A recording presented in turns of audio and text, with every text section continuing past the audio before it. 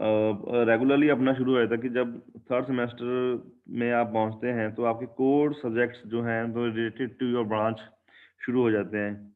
चाहे इलेक्ट्रिकल वाला इलेक्ट्रिकल के बेस कोर सब्जेक्ट्स पढ़ता है, सीएससी वाला अपने पढ़ेगा, मैकेनिकल वाला अपना पढ़ेगा, ठीक है। तो as far as your subject is concerned, this is electrical circuit analysis. तो ये फाउंडेशन स्टोन इसलिए बोलते हैं कि कोई भी हमने सर्किट स्टडी करनी है तो किस बेसिस पे हमें स्टडी करनी है, ठीक है। वो सिंगल फेस है, टू फेस है, थ्री फेस है, तो क्या है ना, तो उसमें बेसिकली हमें सर्किट का आउटकम निकालना है। हम मैश एनालिसिस यूज़ करेंगे या नोडल एनालिसिस यूज़ करेंगे।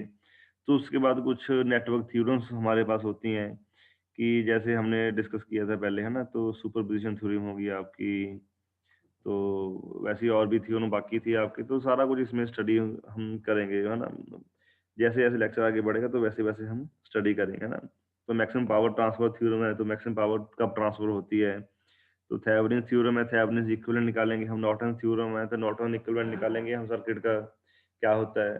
तो उसके बाद हमारे पास आएगा कि आरएलसी सर्किट्स क्या होते हैं, आरएलसी पैरामीटर्स क्या होते हैं, वोल्टेज करंट रिलेशनशिप्स क्या होते हैं फॉर एक्टिव और पैसिव एलिमेंट्स का क्या होते हैं, ठीक है। तो फिर ड्यूअलिटी करेंगे हम कि कंसेप्ट ऑफ ड्यूअलिटी क्या है, ड्यूअल नेटवर्क्स क्या होते हैं। तो solution of first and second order differential equations हम कैसे निकालते हैं, तो सारे इसमें करेंगे। तो इसमें ट्री डायग्राम्स वगैरह हैं, और भी बहुत सारे डायग्राम्स वगैरह हैं, है ना।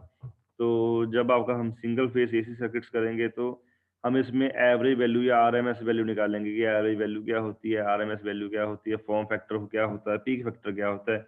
अभी तो सुनने में लगेगा कि हाँ जी न्यू न्यू टर्म्स हमारे सामने आ रही हैं, पता नहीं क्या है ये। तो जब हम यहाँ तक पहुंचेंगे तो आपका इंटरेस्टिंग सब्जेक्ट हो जाएगा और अच्छा सब्जेक्ट है। जब न्यूमेरिकल सॉल्व करेंगे हम, तो न्यूमेरिकल्स अच्छे से हम न्यूमेरिकल्स पोर्शन हम अच्छे से करेंगे पूरा, है ना। तो फिर आपके जो नेटवर्क थ्योरम्स हैं, तो बेसिकली जो मैंने फाइल आपसे शेयर की हुई है, तो they are giving network theorems in unit 4। तो हमारे जो नेटवर्क थ्योरम्स हैं वो फर्स्ट यूनिट में दिए हुए हैं ना, बेसिक इलेक्ट्रिकल नेटवर्क एनालिसिस में। तो हम चलो हम अपने अपने पीटीयू के सिलेबस के अकॉर्डिंग चलेंगे। बुक आप जो कौन सी भी फॉलो कर सकते हो, कोई दिक्कत नहीं है। जो आपको सही लगे, जिसकी लैंग्वेज आपको अच्छी लगे, आप वो फॉलो कर सकते हो। वैसे I will share all the notes, तो उसमें से आपको नहीं होगा, है ना। चलो ये 4 डेज के बाद मे बी मनोज सर आपका दोबारा कंटिन्यू करेंगे।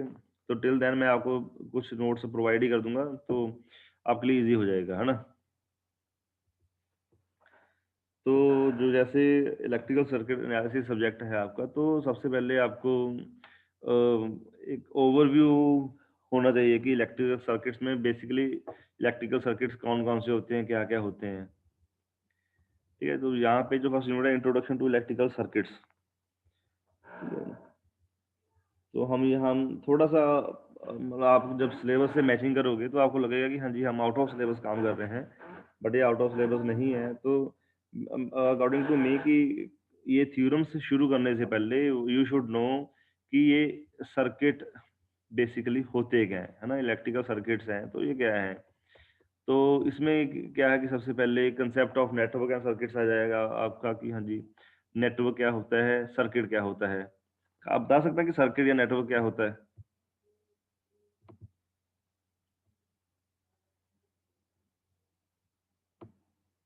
हाँ जी, ये तो सभी के लिए हाँ कॉमन है ना, सर। चाहे आपकी फर्स्ट लेक्चर है, चाहे कोई सा भी लेक्चर है। तो ये बेसिक्स होता है कि हाँ जी नेटवर्क और सर्किट में क्या फर्क होता है। हाँ जी विशाल, क्या बोलने लगे थे आप। Sir transfer data communication connection. ठीक है, सर्किट क्या होता है आपका, एक इंडिविजुअल सर्किट होता है, ठीक है। कोई सा सर्किट मान लीजिए आपके पास एक सर्किट है। तो जो नेटवर्क है it is collection of various circuits. तो सर्किट में सिर्फ एक ही सर्किट होगा, नेटवर्क में कितने सारे सर्किट हो सकते हैं। तभी नेटवर्क बनेगा आपका, दो तीन सर्किट जुड़ जाएंगे तो वो एक नेटवर्क को बनाएंगे कि नहीं। तो उसके बाद यस होता सर। है कि एलिमेंट्स क्या होते हैं, टाइप्स ऑफ एलिमेंट्स क्या हैं, या टाइप्स ऑफ सोर्सेज क्या होते हैं। इंडिपेंडेंट वोल्टेज सोर्सेज हैं या इंडिपेंडेंट करंट सोर्सेज हैं, डिपेंडेंट वोल्टेज सोर्स है या करंट डिपेंडेंट वोल्टेज सोर्सेज हैं।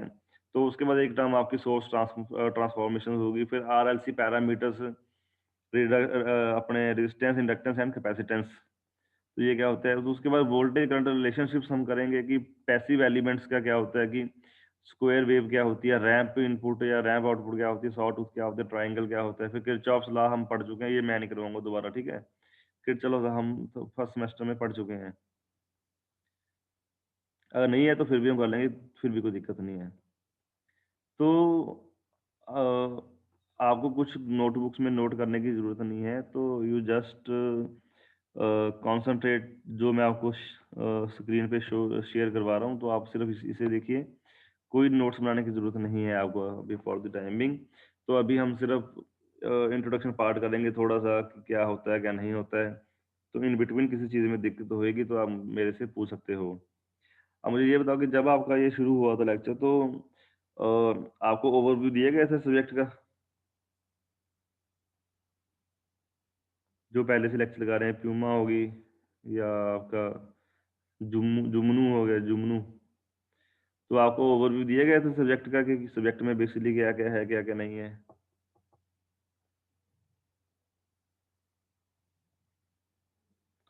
हाँ प्यूमा, जी सर। दिया था ओवरव्यू।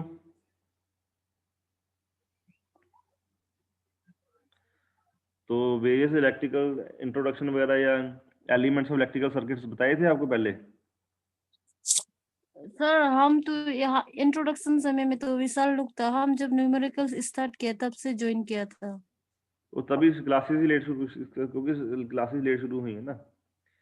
जब आप में से एक भी बच्चा जी आया होगा सर। तभी क्लासेस शुरू हुई है ना। तो मेरे ख्याल में आपको सीधी नेटवर्क थ्योरम करवा दी है, सीधी सुपरपोजिशन थ्योरम करवा दी सीधी। नहीं नहीं सर, वो जो थ्योरम को ना, वो हम लोग को ये असाइनमेंट में दिया था, और जो हम लोग क्या मैग्नीट्यूड निकालने के लिए एक न्यूमेरिकल्स पढ़ा रहा था नहीं ना, नहीं, तो जो उससे हम आपको start किया। स्टार्टिंग करवाया था, तो स्टार्टिंग लेक्चर में क्या करवाया था, जो फर्स्ट लेक्चर तूने लगाया था अपना, तो what you did in your first lecture. Um, उसमें तो ऐसा ही याद नहीं है सर। चलो कोई बात नहीं।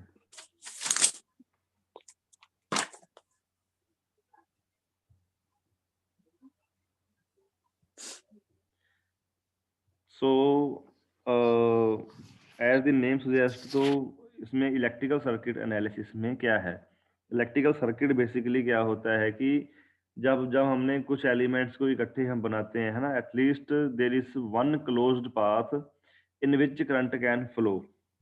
सर्किट आपका तभी बनेगा एक, जब एक क्लोज्ड पाथ बनेगा और करंट पूरे का पूरा क्रॉस उसमें से गुजर के जाएगा या निकल के जाएगा, है ना। तो जब ऐसा एटलीस्ट एक क्लोज पाथ बन जाता है तो उसे हम एक सर्किट बोलते हैं।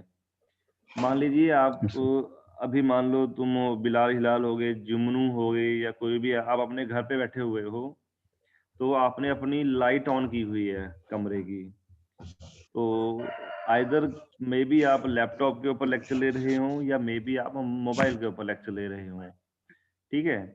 तो अब ये है कि जो आपका सर्किट है, तो तुम्हारा एक सर्किट बोर्ड लगा होगा जहां से तुम अपनी ट्यूब, फैन, एसी वगैरह ऑन ऑफ करते हो, ठीक है। अब जब आप ट्यूब ऑन करोगे तो करंट निकल के जाएगा ट्यूब में, उसकी चोक में से निकल के जाएगा, तो वो आपकी ट्यूब को ऑन कर देगा, ठीक है। तो वापस आके आपके वो बोर्ड में दोबारा आ जाएगा, सिग्नल भेजेगा कि हाँ जी मैंने आपकी ट्यूब ऑन कर दी है, तो उसे एक क्लोज्ड पाथ मिल गया। सिमिलरली आपका ड्राइंग रूम हो गया या किचन हो गया, उन सभी, मान लीजिए कि वो सभी एक क्लोज्ड पाथ बना रहे हैं। तो जब जब कभी एक क्लोज्ड पाथ बन जाएगा तो एक सर्किट पूरा हो जाता है। जैसे आपके रूम का अलग सर्किट है, आपके एडजॉइनिंग जो रूम है उसका अलग सर्किट होगा। तो अगर हमने इसे डिफाइन करना हो कि इलेक्ट्रिकल सर्किट क्या होता है, तो electrical circuit is an interconnection of various elements. Various elements में आपके क्या, फैन, एसी, टीवी, कूलर, कुछ सभी आ गए हैं ना, मोबाइल चार्जर हो गया आपका या कुछ भी है, of various elements, and interconnection of various elements in which there is one closed path in which current can flow, ठीक है, in which current and flow. Yes, sir.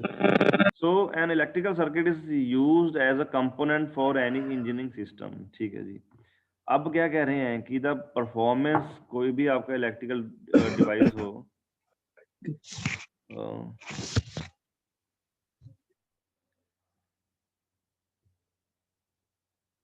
एक मिनट, ये आ गया।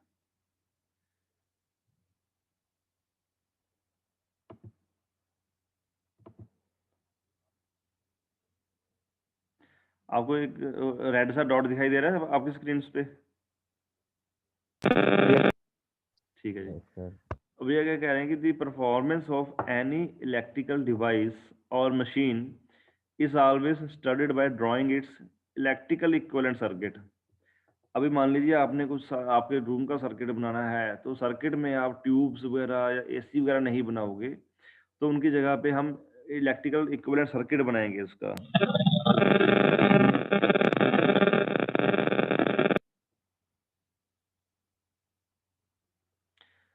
तो उसमें क्या है कि by simulating an electrical circuit any type of system can be studied.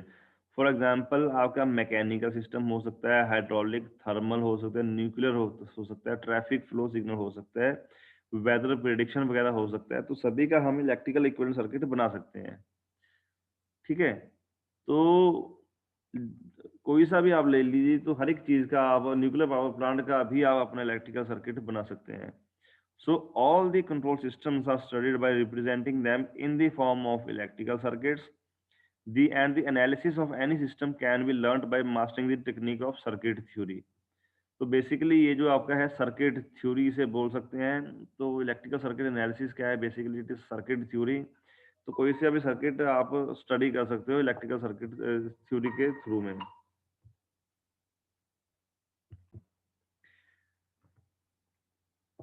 अब एक टॉपिक आपके सामने आ रहा है कि elements of N electrical circuit क्या होते हैं। तो जो आपका इलेक्ट्रिकल सर्किट होता है, तो इसमें कुछ एलिमेंट्स होते हैं जिन्हें हम एक्टिव बोल सकते हैं या पैसिव एलिमेंट्स बोल सकते हैं। तो एक्टिव एलिमेंट्स क्या होते हैं कि are the elements of circuit which possesses energy of their own and can impart it to other elements of the circuit. ठीक है जी, जिसकी अपनी एनर्जी होती है और वो अदर सर्किट्स, जो एलिमेंट के बाकी सर्किट्स के जो होते हैं ना एलिमेंट्स, तो उन्हें वो एनर्जी वो आगे फॉरवर्ड कर सकते हैं। तो जैसे आपके एक्टिव एलिमेंट्स हो गए, वो आपके दो तरह के होते हैं, वोल्टेज सोर्स होते हैं और ये करंट सोर्स होते हैं आपके।